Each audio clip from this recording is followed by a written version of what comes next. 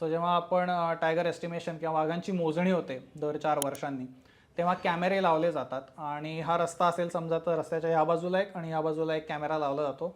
दोन्ही फ्लँक्स म्हणतो, बाजूनी साईडनी त्याचे फोटो दोन्ही साईडचे घेतले जातात आणि मग त्याच्या मांडीचा भाग, पोटाचा भाग आणि पुढचा खांद्याचा भाग ह्याच्यावरच्या तिन्ही ठिकाणच्या, काही वेळेला चेहरा येतो, चेहऱ्यावरचेही पॅटर्न्स, हे चारही मिळून काय पॅटर्न आहे दोन्ही साईडचे, हां एका साईडचं नाही, दोन्ही साईडचे मिळून ह्याच्यावरनं त्या टायगरचं युनिक आयडेंटिफिकेशन ठरतं.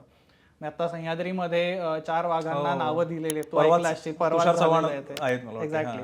तर त्याचं हेच आहे अनालिसिस की इतके दिवस फिरत असतीलही पण रेसिडेंट कुठले आहेत आणि कन्फर्म पण काय सुंदर दिले, फारच सुंदर, फारच भारी सुभेदार वगैरे, बाजी सुभेदार अशी एकदम सुंदर नावं दिलेली आहेत. तर हे जे पॅटर्न्स असतात त्यांचे वेगवेगळ्या भागावरचे, कारण एकच भाग घेतला असता त्याची शक्यता आहे की तो फक्त मागच्या पायाचा 2-3 टायगर्स मध्ये सेम असू शकेल, जर का त्याच वाघाची पुढची वंशावळ आहे तर शक्यता आहे. तर त्यामुळे त्या 2-4 भागांमधले पट्टे त्यांचा अनालिसिस करून मग त्या वाघांचं युनिक आयडेंटिफिकेशन हे केलं. आणि आता हे आयडेंटिफिकेशन बऱ्यापैकी कॉमन झालेलं आहे, पण आता लोक ह्याच्या पुढे जाऊन DNA अनालिसिस पण करतायत. सो जी ताजी विष्ठा असते एकदम ताजी, तर त्याचं प्रॉपर फॉरेन्सिक सॅम्पलिंग करून त्याच्यावरनं DNA काढून युनिक अनालिसिस पण केला जातोय की त्याच्यावरनं कळतंय लोकांना की कुठला टायगर कुठल्या टायगरशी रिलेटेड आहे. म्हणजे जसं आपण म्हणतो की आपलं रिलेशन युरोपमधल्या लोकांशी आहे का आफ्रिकेतल्या लोकांशी आहे, त्याच्यावर जसा अभ्यास चालू आहे तसा टायगर हा कान्हातला आणि सह्याद्रीतला सारखा आहे का, त्यांचं कोणी कॉमन